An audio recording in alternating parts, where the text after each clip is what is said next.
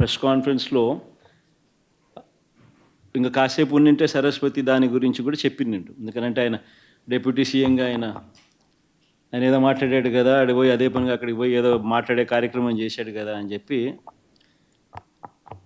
కాన్వర్జేషన్లోకి వచ్చిండు. బట్ అంత లోపలనే కొంచెం సినిమా అక్కడి నుంచి క్వశ్చన్ అడగడం మొదలుపెట్టాడు కాబట్టి టాపిక్ సరే ఆల్మోస్ట్ అయిపోయింది అలాగూ చెప్పాల్సినవన్నీ కూడా.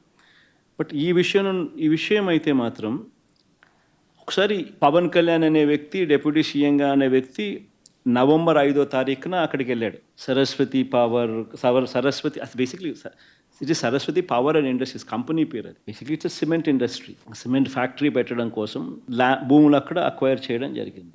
It's an integrated cement plant పెట్టడం కోసం. కంపెనీ పేరు సరస్వతి పవర్ అండ్ ఇండస్ట్రీస్. ఈయన నవంబర్ 5వ తారీఖు పోయాడు.